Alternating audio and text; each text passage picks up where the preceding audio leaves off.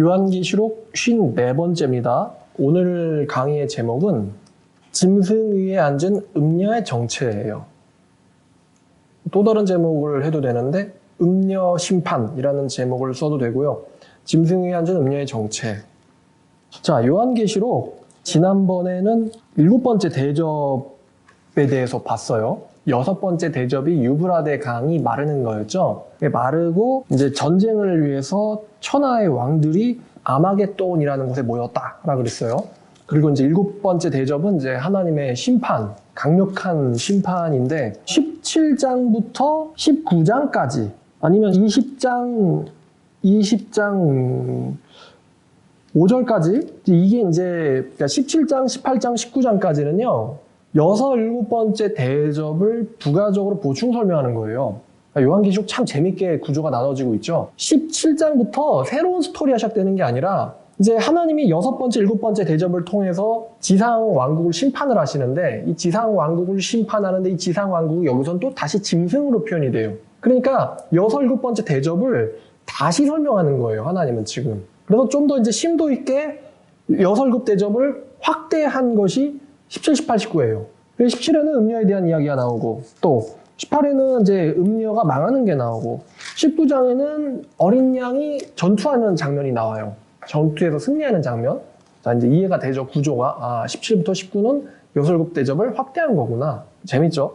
그냥 대접 확 부어버리고 이렇게 됐대. 여기서 이제 좀 더 자세하게 들어가고 있으니까. 자, 그러면 이제 이 17장을 보니까 오늘 1절부터 6절까지 볼 건데요. 또 7 대접을 가진 7 천사 중 하나가 와서 내게 말하여 이르되 이리로 오라. 많은 물 위에 앉은 큰 음녀가 받을 심판을 네게 보이리라. 땅의 임금들도 그녀와 더불어 음행하였고 땅에 사는 자들도 그 음행의 포도주에 취하였다 하고 곧 성령으로 나를 데리고 광야로 가니라. 내가 보니 여자가 붉은빛 짐승을 탔는데 그 짐승의 몸에 하나님을 모독하는 이름들이 가득하고 7머리와 10뿔이 있으며 그 여자는 자줏빛과 붉은빛 옷을 입고 금과 보석과 진주로 꾸미고 손에 금자를 가졌는데 가증한 물건과 그의 음행에 더러운 것들이 가득하더라. 그의 이마에 이름이 기록되었으니 비밀이라 큰 바벨론이라 땅의 음녀들과 가증한 것들의 어미라 하였더라. 또 내가 보매 이 여자가 성도들의 피와 예수의 증인들의 피에 취한지라. 내가 그 여자를 보고 놀랍게 여기고 크게 놀랍게 여기니. 여기까지입니다. 자, 이 여자가 어디 위에 앉았냐면 이제 짐승 위에 앉았어요. 짐승 위에 앉았는데 17장 1절을 또 보니까 많은 물 위에 앉아있다라고 합니다. 많은 물 위에 또 짐승 위에. 여러분들의 이해를 돕기 위해서 먼저 이 짐승과 음녀의 정체부터 알려드리고 설명을 하도록 하겠습니다. 결론부터 얘기하는 거죠. 짐승은요, 정치 집단을 말합니다. 짐승은 정치 집단 혹은 지배자를 말해요. 지배자를 가리킬 수 있습니다. 나라나 왕을 가리킬 수 있고요. 이거는 제가 13장을 강의할 때 설명을 했었던 거예요. 그리고 음녀는요, 종교적 집단입니다. 음녀는 종교적 집단 혹은 종교기관입니다. 음녀는. 그러니까 정치적 권력과 종교적 권력, 정교. 그러면 짐승 위에 음녀가 앉아있다. 정교, 유착을 얘기하는 거죠. 자, 그럼 음녀는 또 어떻게 되냐면은 이 음녀가 5절을 보니까 바벨론이잖아요. 바벨론? 근데 바벨론은 알다시피 이미 망한 나라입니다. 이 성경을 기록할 당시에는요. 그럼 여기서 음녀는 바벨론인데 요한계시록에서 바벨론은 로마를 의미하고 있어요. 로마. 음녀, 바벨론, 로마예요. 근데 여러분 잘 보면은 여러분 바벨론은 위대하다고 얘기해야겠나? 하여튼 큰 제국이긴 한데 이 바벨론 제국도 그렇고 로마 제국도 그렇지만 종교성을 갖고 있어요. 그냥 평범한 민주주의 국가가 아니고 종교성을 갖고 있어요. 그래서 바벨론의 유명한 제왕이 이름이 뭐죠? 느부갓네살이잖아요. 다니엘 3장 5절을 보면은 너희는 나팔과 피리와 수금과 사면금과 양금과 생황과 및 모든 악기 소리를 들을 때에 엎드려 느부갓네살 왕이 세운 금신상에게 절하라. 누구든지 엎드려 절하지 아니하는 자는 즉시 맹렬을 타는 풀무불에 던져 넣으리라 하였더라 라고 그랬잖아요. 이게 느부갓네살의 주장이었거든요. 자, 근데 여러분들 10계명 보면 10계명 제1계명이 뭐예요? 너는 나 외에 다른 신을 내게 두지 말라죠. 근데 지금 느부갓네살의 요구는 분명히 이 10계명 제1계명에 충돌하고 있단 말이에요. 그리고 또 보니까 제2는 너를 위하여 새긴 형상을 만들지 말고 위로 하늘에 있는 것이나 아래로 땅에 있는 것이나 땅 아래 물속에 있는 것에 어떤 형상도 만들지 말며 그것들에게 절하지 말며 그것들을 섬기지 말라. 근데 느부갓네살의 주장은 모든 악기 소리가 들릴 때 너희들은 절하라 그랬단 말이에요.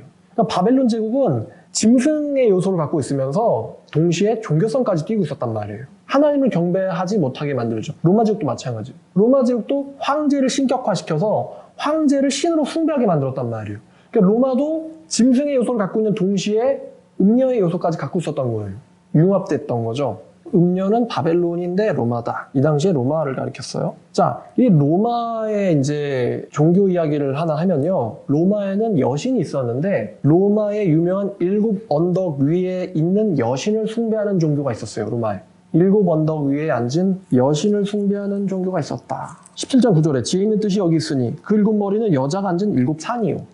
이 로마의 여신을 숭배하는 종교, 이 사상에다가요, 구약의 배교한 이스라엘, 구약에 따르면 음녀로 묘사되거든요. 이 배교한 이스라엘의 이미지가 더해진 것이 바로 이 부분이에요. 로마의 여신 숭배와 로마를 상징하는 여신 숭배와 배교 이스라엘 음녀 이미지가 더해진 것이 바로 이 오늘 본문이 되겠습니다. 호세아서 4장을 보면요. 호세아 4장 11절부터 보면 음행과 묵은 포도주와 새 포도주가 마음을 빼앗느니라. 내 백성이 나무에게 묻고 그 막대기는 그들에게 고하나니.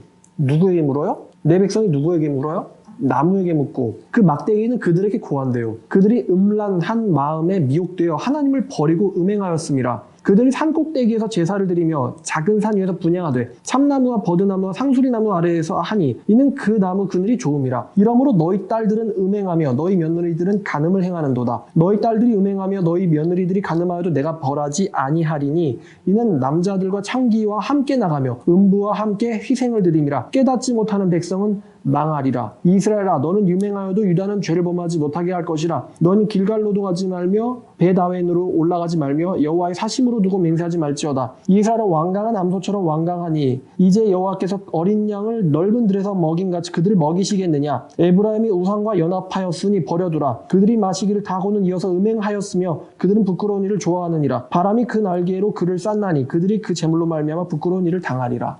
요한계시록에서도 그렇지만 음행은 영적인 우상숭배를 말합니다. 오늘날 말로 표현하면 이제 종교다원주의, 말을 바꾸면 종교혼합주의, 이게 음행이에요. 그러니까 음행과 종교다원주의는 붙어 다녀요. 그러면서 음녀, 종교다원주의를 이야기해요. 종교다원주의, 기독교랑 섞인 거죠. 자, 그리고 이제 예레미야 51장을 피면 51장 13절을 보시면요.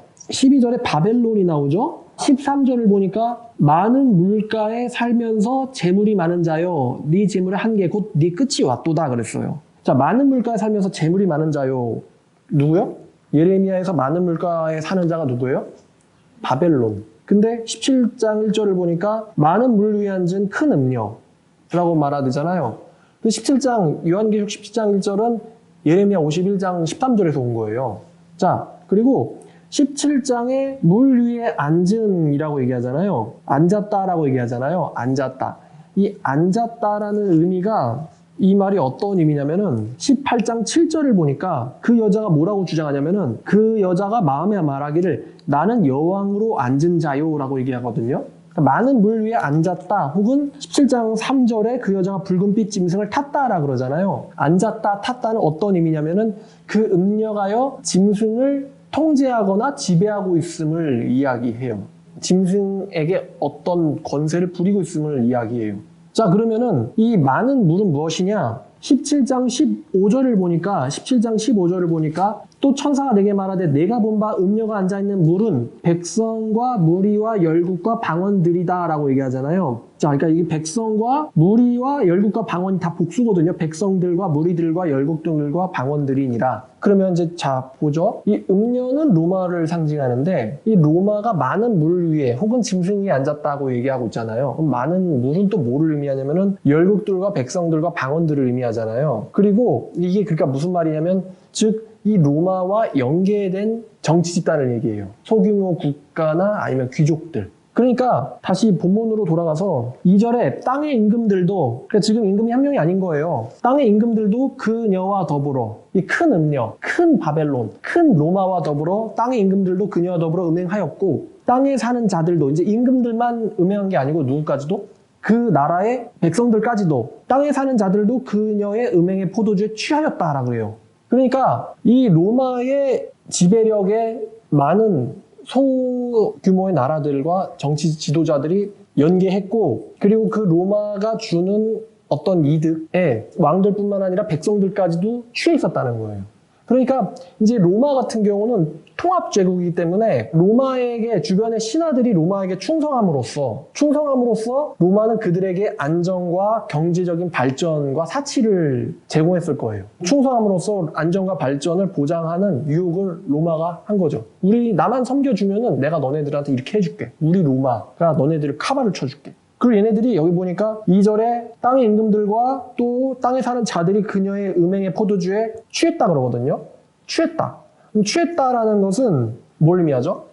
이사야 29장을 보니까 이사야 29장 9절 10절을 보니까요. 자, 너희는 놀라고 놀라라. 너희는 맹인이 되고 맹인이 되라. 그들의 취함이 포도주로 말미암음이 아니오. 그들의 비틀거림은 독주로 말미암음이 아니니라. 대저 여호와께서 깊이 잠들게 하는 영을 너희에게 부어주사 너희의 눈을 감기셨음이니 그가 선지자들과 너희의 지도자들인 선견자들을 덮으셨음이라. 그러므로 모든 계시가 너희에겐 봉한 책의 말처럼 되었으니. 여기까지 읽겠어요. 취했다라는 것은 영적인 분별력의 상실을 의미합니다. 한마디로 못 알아보는 거죠.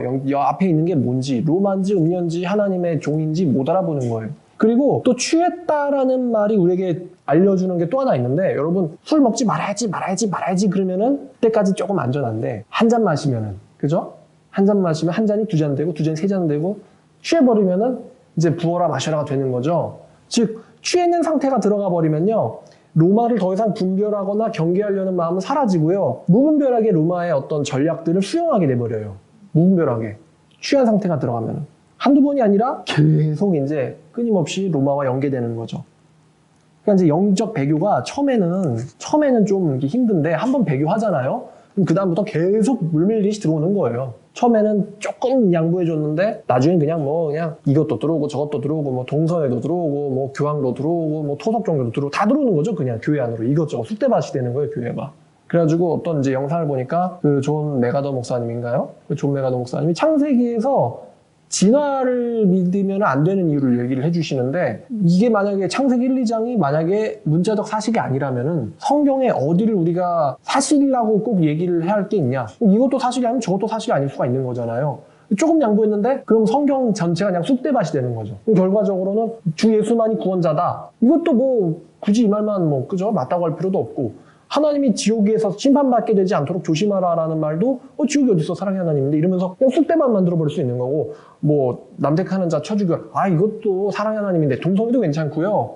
또 뭐 나 외 다른 길은 없다, 그것도 무슨 사랑의 하나님인데 불교도 괜찮고 다 들어오세요. 뭐 음행도 괜찮고 다 들어와요. 뭐 범죄자도 괜찮고요. 그냥 교회에서 다 하세요. 사랑의 교회니까. 요렇게 교회가 그냥 아주 그냥 취하면 이렇게 간다는 거죠. 처음에는 딱 막아야 되는데, 그러다 보면 이제 같은 편도 죽이고, 뭐, 주기철 목사님도 죽이고, 뭐, 배도자라고 낙인 찍어버리고, 교회가 그런 짓을 해왔어요, 여태까지. 맛이 가는 거죠, 맛이 가. 자, 그래서 취해버리면은 경계심이 완전 사라지고, 그냥 막 가게 되는데, 예레미야 51장 7절을 보면은, 자, 바벨론은 여호와의 손에 잡혀 있어 온 세계가 취하게 하는 금잔이라. 자, 방금 우리가 읽은 구절과 굉장히 흡사하죠? 바벨론은 여호와의 손에 잡혀 있어 온 세계가 취하게 하는 금잔이라. 뭇 민족이 그 포도주를 마심으로 미쳤도다. 그래요. 그러니까 바벨론만 취한 게 아니고 누구까지? 바벨론 주변의 온 세계들이 같이 그 포도주를 마심으로 미쳤다 그래요. 자, 그래서 이 예레미야에서 바벨론은 온 세계를 취하게 했고요. 예레미야에서 바벨론은 온 세계를 취하게 했고, 예레미야 25장을 보면 온 세계를 취하게 한 대가로 바벨론도 25장 15절입니다. 25장 15절. 이스라엘 하나님 여호와께서 이같이 내게 이르시되 너는 내 손에서 이 진노의 술잔을 받아가지고 내가 너를 보내는 바 그 모든 나라로 하여금 마시게 하라. 이는 내가 그들 중에 칼을 보냈기 때문이니라 하시기로, 내가 여호와의 손에서 그 잔을 받아서 여호와께서 나를 보내신 바 그 모든 나라로 마시게 하되라 그랬거든요. 자, 그래서 바벨론은 온 세계에다가 이제 잔으로 마시게 했고, 또 동시에 그 대가로 온 세계는 여호와의 진노의 포도주를 받게 됐어요. 이게 계시록과 되게 똑같죠? 요한계시록 14장 10절에는 그도 하나님의 진노의 포도주를 마시리니, 그러니까 바벨론의 포도주, 음료의 포도주에 취한 자들은 누구의 포도주를 마신다? 하나님의 진노의 포도주를 마시게 될 거다. 이게 역시 예레미야에서 온 거예요. 이 개념이. 자, 그리고 요한계시록 17장 3절, 곧 성령으로 나를 데리고 광야로 가니라 내가 보니 라고 나와 있잖아요. 성령으로 사도 요한을 옮기는 장면은 또 어디서 영향을 받았냐면은 에스겔 2장 2절에서 영향을 받았어요. 에스겔 2장 2절을 보면 그가 내게 말씀하실 때에 그 영이 내게 임하사, 누구의 영이에요? 하나님의 영이 내게 임하사 나를 일으켜 내 발로 세우시기로 내가 그 말씀하시는 자의 소리를 들으니. 그러니까 에스겔에게 선지자적 사명을 주실 때 하나님이 성령을 통해서 에스겔을 어디론가 옮겨주시거든요. 그것과 비슷한 개념이 요한계시록 17장에서도 나온 거예요. 성령으로 나를 데리고 광야로 가니라. 그러니까 지금 사도 요한이 에스겔과 같은 선지자적 사명을 받고 또 통찰력을 가지고 계시를 받아서 백성들에게 전달하는 모습이 여기서 나오고 있죠. 그래서 어디로 가냐면은 광야로 가거든요. 광야. 근데 여러분 광야가 어디죠? 어떤 장소예요? 그쵸? 예수님이 시험 받은 장소이기도 하고 또 광야 누가 들어갔죠?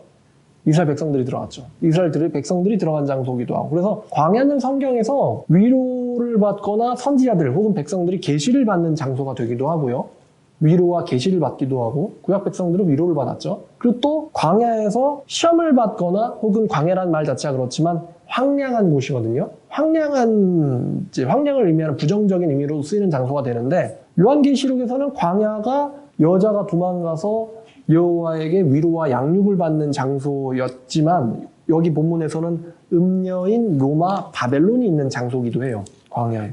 근데 이 여자가 무슨 색깔 짐승을 탔습니까? 붉은빛 짐승을 탔다 그러죠. 그리고 이 짐승의 몸에 하나님을 모독하는 이름들이 가득하다. 이 짐승의 특징을 보건대 이 짐승이 13장에 나오는 짐승이죠. 13장 1절부터 나오는 짐승. 13장 1절에 보니까 내가 보니 바다에서 한 짐승이 나오는데 뿔이 여리고 머리 알곱이라. 그 뿔에는 10왕관이 있고 그 머리들에는 신성모독하는 이름들이 있더라. 그리고 5절에 보니까 짐승이 과장되고 신성모독을 말하는 입을 받고 또 3절에 보니까 온 땅이 놀랍게 여겨 짐승을 따르고 그러잖아요. 13장에 나오는 짐승이 지금 17장에서 또 나오고 있는 거예요. 근데 이 짐승의 색깔을 여기서는 나타내주고 있는데 짐승이 붉은빛이라고 합니다.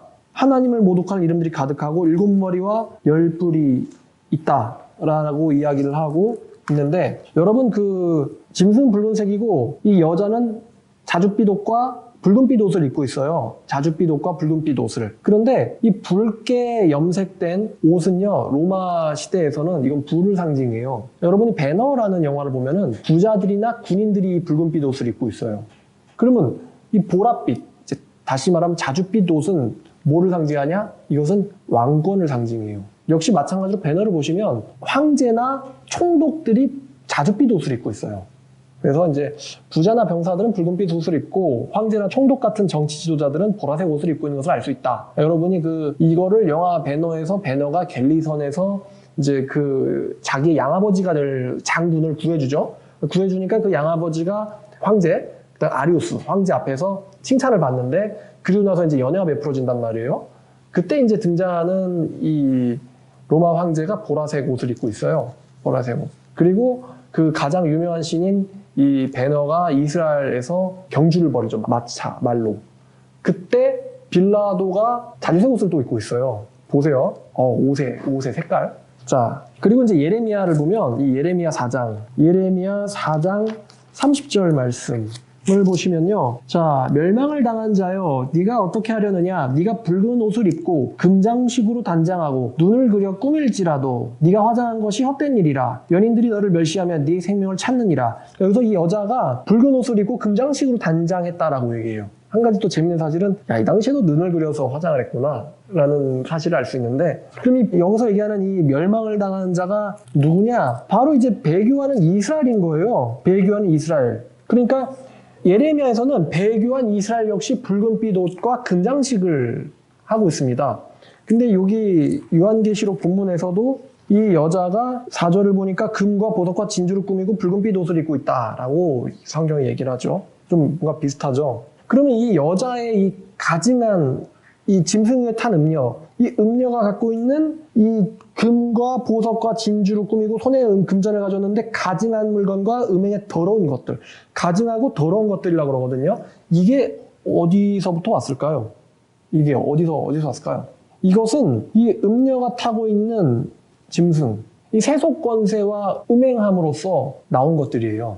한마디로 이제 이 여자가 업소녀 같은 거면은 이제 이 짐승은 스폰서 같은 거죠. 그래서 얘네들한테서 받은 거죠. 이 백도 받고, 이 구두도 받고, 뭐, 시계도 받고 그런 거예요. 그리고 이제 금잔도 받고 이런 거예요. 타고서는 음행을 통해서 받은 것들로서 하나님 앞에선 가증하고 더러운 것들이에요. 이게 금과 보석과 진주인데 가증하고 더러운 것들이다. 짐승과 음행한 거죠, 이 여자가. 그리고 이 여자의 5절에 보니까 이마에 이름이 있습니다. 이름이 기록되었는데 이 이름을 기록했다는 거는 14절에 1절에 그들의 이마에는 어린 양의 이름과 그 아버지의 이름을 쓴 것이 있더라라고 하잖아요. 또 요거를 이 음녀가 패러디를 했어요. 패러디. 그래서 이 여자의 이마에 이름이 있다는 것도 이것은 또 베낀 거고, 진정한 교인들을 베낀 거예요, 지금. 진정한 교인들 이마에 이름이 있는데 그걸 베낀 거고, 근데 이마에는 이제 이름이 있는데 이 이름 역시 여러분 성경에서 이름은 정체를 알려주거든요. 그 존재의 정체를 알려주는 게 이름이에요. 근데 이름이 뭐냐면은 이 여자의 이름이 비밀이다, 큰 바벨론이다, 땅의 음녀들과 가지한 것들의 엄이다 라고 이 세 가지의 이름이 붙어 있는 거예요. 그럼 비밀이다라는 것은 이 여자의 등장과 이 여자에 대한 정체를 아는 것이 어렵다, 예상하기 어렵다라는 거죠. 비밀이라는 거는. 이 여자 이름은 미스테리움, 헬라어로 비밀이며 철록전에서도 이 여자가 나오는데 알기 어려운, 그러니까 분별하기가 쉽다 어렵다. 일반인들이 이 여자를 분별하기가 쉽다 어렵다? 어렵다. 그러므로 이 여자의 음행의 포도주에 동참하지 않는 것이 쉽다 어렵다? 그 여자의 음행에 동참하지 않는 것도 어렵다. 분별하는 것도 어렵고, 그러므로 그 여자의 공격을 알고 막아내는 것도 어렵고. 그리고 두 번째, 이 여자의 이름이 큰 바벨론이다. 큰 바벨론은 다니엘에서 왔어요, 이건. 다니엘서 4장 30절. 나 왕이 말하여 이르되 이 큰 바벨론은 내가 능력과 권세로 건설하여 나의 도성으로 삼고 이것으로 내 위엄의 영광을 나타낸 것이 아니냐? 이 큰 바벨론, 여기서 온 거예요, 이 여자 이름이. 큰 바벨론은 다니엘에서 왔고, 자, 근데 이 큰 바벨론. 자, 그럼 여러분, 이 로마와 바벨론의 공통점이 뭘까요? 로마 제국과 바벨론 제국의 공통점. 첫 번째, 얘네들이 이스라엘을 멸망시켰어요. 두 번째, 얘네들이 예루살렘 성전을 파괴시켰어요. 성전 파괴. 이거는 예레미야 52장 가면 나오죠, 성전 파괴는. 세 번째, 자기들이 지배하는 다른 나라들을 음행으로 이끌었다는 거예요. 음행으로 이끌었다. 자, 그리고 이제 세 번째로 이 여자의 이름이 땅의 음녀들과 가증한 것들의 어미라 그랬어요. 땅의 음녀들과 가증한 것들의 어미. 여러분 성경에서 뭐뭐뭐의 아들 그러면은 앞에 있는 것의 속성을 의미한다 그랬죠. 지혜의 아들이다. 그럼 지혜로운 자. 너는 힘의 아들이다. 그럼 힘 있는 자. 너는 하나님의 아들이다. 그럼 하나님인 존재를 얘기하거든요. 근데 이제 성경에서 뭐뭐뭐의 어미라고 얘기할 때는요, 그 속성을 가진 것들의 집단을 얘기해요. 집단을 하나로 의인화시킬 때 뭐뭐뭐의 어머니라 그래요. 어미. 그래서 이제 갈라디아서 4장을 보면 갈라디아서 4장 26절에 이거 하나님의 교회에서 잘 얘기하는 구절인데, 오직 의에 있는 예루살렘은 자유자니 곧 우리 어머니라. 28절. 형제들아 너희는 이삭과 같이 약속의 자녀라 그랬어요. 너희는 자녀다. 신자들은 자녀다. 신자들은 자녀다. 그리고 위에 있는 예루살렘은 우리 어머니다. 그럼 우리 어머니라고 했을 때 여기서 이 예루살렘은 24절의 두 언약이며 또 교회란 말이에요. 교회. 그러니까 교회가 신부고 처녀고 우리 어머니란 말이에요. 교회 각 구성원들은 그 여자의 자녀들이 되는 거고요. 그러면 여기서는 이 음녀가 땅의 음녀들과 가증한 것들의 어미라 그랬어요. 그러니까 우상 숭배하는 종교 혼합주의의 집단화된 존재를 얘기하죠. 그래서 제가 아까 이 여자는 종교 집단이다. 정치와 결탁한 종교 집단이라고 얘기를 한 거예요. 자, 새 예루살렘이 성도들의 어머니라면은 바벨론은 음녀의 어미예요. 재밌죠? 바벨론, 새 예루살렘 둘 다 뭐죠? 성읍이에요, 성읍. 예루살렘이 성도들의 어머니라면은 바벨론은 음녀의 어미예요. 성읍. 지금 요한계시록에서는 바벨론 성과 예루살렘 성이 비교되고 있잖아요, 지금. 바벨론 성과 예루살렘 성.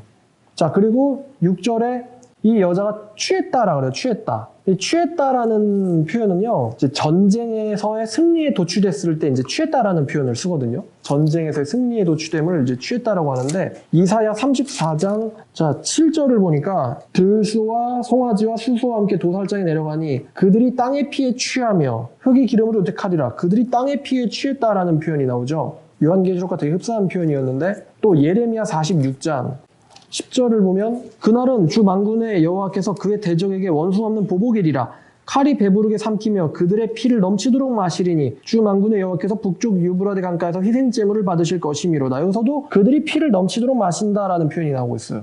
또 에스겔 39장을 보면 에스겔 39장 18절을 보시면 자 너희가 용사의 살을 먹으며 세상 왕들의 피를 마시기를 바산에 살찐 짐승 곧 수량이나 어린 양이나 염소나 수송아지를 먹듯 할지라 내가 너희를 위하여 예비한 잔치의 기름을 너희가 배불리 먹으며 그 피를 취하도록 마시되 내 상에서 말과 기병과 용사와 모든 군사를 배부르게 먹을지니라 하라 주 여호와의 말씀이니라. 여기를 보고 이제 취했다는 것은 이제 순전에서 완전히 이제 도취된 것을 의미하는데 그럼 이 여자가 누구랑 싸워서 이겼냐? 요한계시록 13장을 보면 13장 7절에 눈치 빠르신 분은 알겠지만 그 짐승이 권세를 받아서 성도들과 싸워서 뭐 하게 됩니까? 이기게 된다 그랬어요. 이기게 되며 각 족속과 백성과 방언과 나라들을 다스리는 권세를 받았다 그럽니다. 성도와 싸워서 이긴 거예요.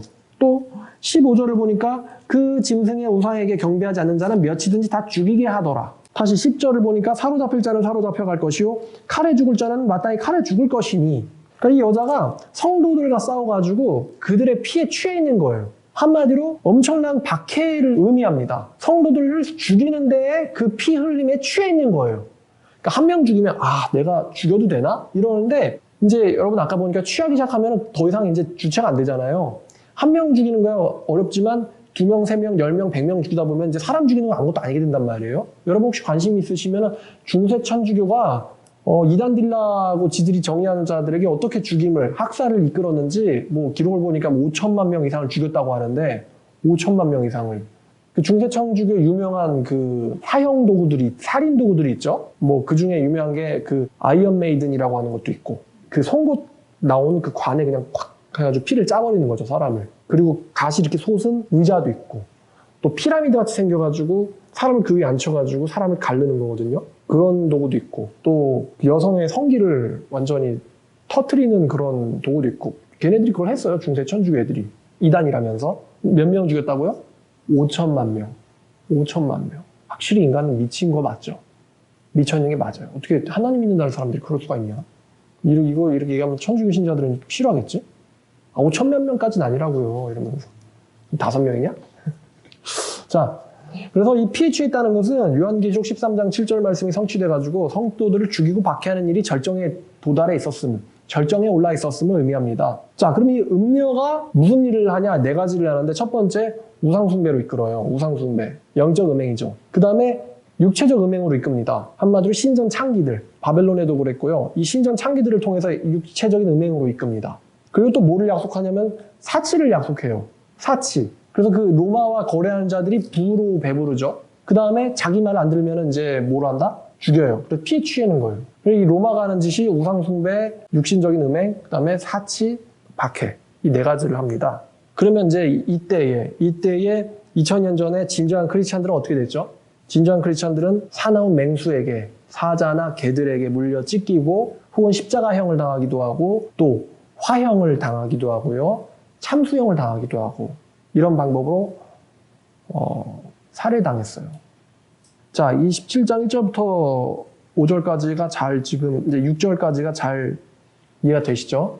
그럼 이거를 제가 이제 여태까지 이제 이거를 설명을 해드렸고 그럼 이게 1세기 때 이랬던 것만 아니라 이 시대에 분명히 연관돼 있을 텐데 이 시대에도 우리 시대에 적용을 해보면 이 세속 권세와 종교적 권세가 혼합된 상징인 이 짐승을 탄 음녀, 세속 권세와 종교적 권세가 혼합된 상징인 짐승을 탄 음녀는 세상 나라들을 사치와 음란과 종교적 음행, 다시 말하면 혼합주의, 다원주의적 신앙으로 사람들을 유혹하고요. 깨어있는 자들은 핍박으로 응수합니다. 이게 중세의 로마 카톨릭이 하던 짓이에요. 자기들에게 복종하면은 사치를 약속하고 부와 안정을 약속해요. 그러나 자기들을 반대하면 전쟁 일으키고 죽이는 거죠. 얘네들이 피터 월더파에게 한 짓을 보세요. 동굴 끝까지라도 찾아가서 다 죽이잖아요. 지금도 마찬가지입니다. 지금도요. 이 교회가 자꾸만 세속 정치 집단이랑 연합하려고 합니다. 세속 정치 집단이랑. 지금도 카톨릭이 하는 일이 그렇긴 해요. 근데 지금은 개신교조차도 세속 정치 집단과 연합하려고 그래요. 그래서 사치와 종교 혼합주의로 교인들을 미혹합니다. 종교 혼합주의. 요즘 대형교회들이 약간 이렇게 가는 것 같거든요. 사치와 종교 혼합주의로 교인들을 미혹해요. 자기들은 부를 쌓으면서. 그리고 반대하는 자들에게는 이 포비아라는 프레임을 씌워버려요. 포비아다, 독선주의자다, 교만하다, 아집스럽다, 평화를 반대한다. 이런 식의 프레임을 뒤집어 씌워가지고요. 사회적 박해를 가합니다. 사회적 박해. 동성애 반대한다. 포비아라는 거예요. 기독교는 동성애만 싫어하는 게 아니에요. 성경에서 반대하는 모든 죄를 싫어하는 거지. 근데 유독 동성애를 가지고 죄가 아니다라는 식으로 가지고 오려고 하기 때문에 완전 무결한 성경 안으로 동성애를 가지고 들어오려고 하기 때문에 거기에 대해서 반대하는 거지 강하게 교회가 동성애만 싫어하는 건 아니거든요. 근데 동성애 포비아들이다. 또 북한, 사회주의, 공산주의를 또 반대하면은 야 지금이 때가 어느 때인데 뭐 빨갱이라 그러냐 니들이 바로 평화를 반대하는 자들이다. 이런 식으로 나오는 거죠. 또 예수만 권했다 그러면 아 저것들 되게 교만하고 아집이다. 독선이다. 이렇게 표현한단 말이에요. 걔네들이. 그러면서 이제 자기를 반대하는 자들을 사회적으로 왕따를 시켜버리거든요. 이 일에 누가 앞장서냐? 종교가 앞장서는 거예요. 종교가. 종교인이라는 사람들이 목사라고 하는 사람들이 저것들은 포비아들이다 이러면서 진리를 주장하는 사람들을 왕따를 시키려고 그래요. 사회에서. 이제 여기에다가 법이 들어가면 박해가 되는 거죠. 그래서 앞으로는 이런 일들이 성경에 따르면 더 거대하게 크게 왜냐면 큰 바벨론이니까 더 거대하게 크게 세계적으로 일어날 거예요. 1세기 때는 로마에서 그랬지만 이제 예수님이 오시기 전에는 더 세계적으로 이게 변해갈 겁니다. 최근에 영국에서 어떤 목회자가 동성애는 죄라고 설교하다가 잡혀갔죠. 또 미국에서는 동성애를 반대하는 자들에게 엄청난 벌금을 또 매기기도 했어요. 동성애 케이크 제작을 거부했다가 벌금 맞은 사람도 있고요. 영국도 그렇고 미국도 그렇고 앞으로 미래에 이 짐승을 탄 음녀 다시 말하면은 초거대 국가와 거짓 기독교가 발생할 겁니다. 초거대 국가와 이 거짓 기독교, 음녀가 발생해서요. 이 거대 국가는 많은 국가들을 통제할 거고요. 물 위에 앉아서. 많은 물 위에 앉아. 많은 물은 열국들과 방언들과 백성들이다. 많은 국가들을 통제할 거고요. 그 위에 음녀를 태울 거예요. 음녀. 그리고 이 거대 집단은 자기를 따르는 자들에게는 사치와 음란과 환락과 번영을 약속할 거고요. 반대하는 자들에게는 피의 맛을 보게 할 거예요. 피로 응수할 거예요. 과연 어떻게 될까요? 성경이 얘기하니까 이론은 날 텐데 그래서 이제 많은 학자들이 혹은 기독교인들이 뭐 유럽연합 아니냐 뭐 이런 주장을 하기도 했죠. 과연 어떤 정치, 종교 혼합 집단이 나타나서 참된 기독교를 박해하게 될 건지 어쩌면 미국도 그 중에 하나에 될 수 있을까요? 미국만큼은 좀 정신을 차려줬으면 좋겠는데요. 자기들에게 친하게 하면 경제적 부흥을 약속하고 반대하면 처벌하는데 미국이 동성애 지지하고 이러면 답이 없죠. 그런 것처럼 아마 미국은 아닐 것 같은데요. 혹시 중국일까요? 중국과 연합한 국가들에게 막대한 이 환락과 번영을 약속하고 그래가지고 요즘 보니까 국제사회에서 뭔가 마찰이 있다. 그럼 동남아시아에서 마찰이 있다. 그러면 중국 쪽으로 붙어버리더라고요.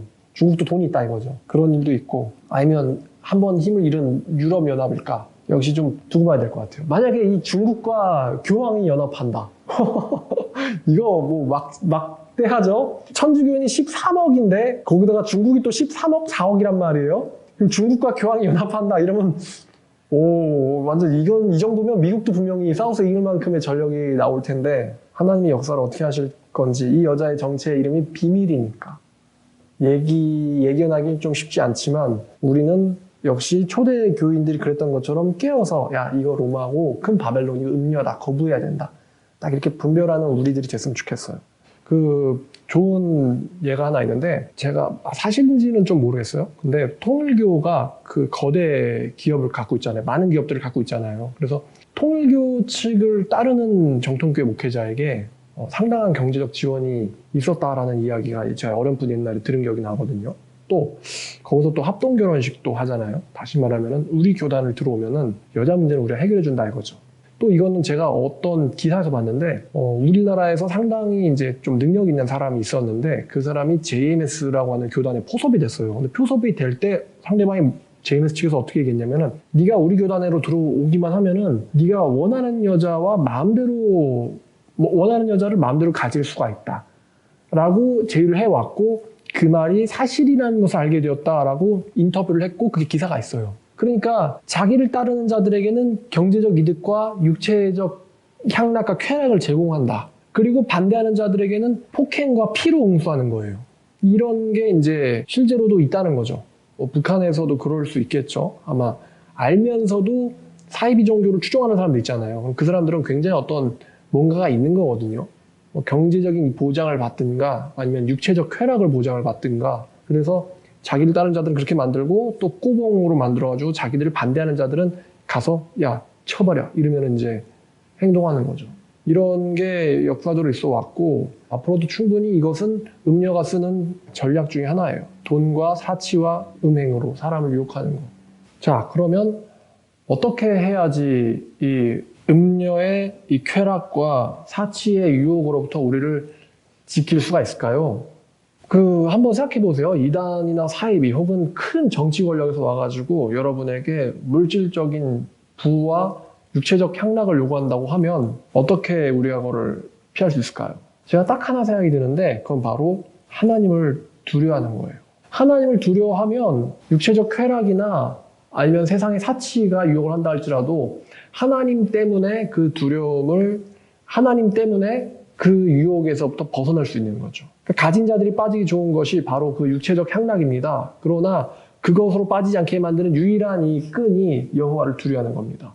그래서 이제 예레미야 32장에서도 내가 나를 두려워함을 그들 마음속에 두어서 나를 떠나지 않게 만들겠다라고 약속하셨습니다. 그러니까 다윗이 그렇게 많이 가지고 있었으면서도 불구하고 타락하지 못했던 이유가 바로 여호와를 경외했다. 다시 말하면 여호와를 두려웠기 때문입니다. 다른 훌륭한 왕들도 마찬가지죠. 그러므로 우리도 이 세상에서 우리를 육체적 환락과 세상의 사치로 우리가 유혹을 받을 때 그것을 받은 자들은 요한계시록에 보니까 누구의 진노의 잔을 받게 됩니까? 여호와의 진노의 잔을 받게 됩니다. 그것을 꼭 떠올리시고 피해야 되는구나 라고 분별을 하셔야 되겠습니다. 그러면 이제 이 음녀가 어떻게 될지, 지금 우리는 음녀를 두려워하는 본문을 보는 게 아니에요. 음녀를 심판하려고 하는 본문을 보면서 음녀를 자세하게 설명하고 있는 것 뿐이지, 이 음녀가 어떻게 될지는 다음 강의를 보시면 되겠습니다. 시청해주셔서 감사합니다.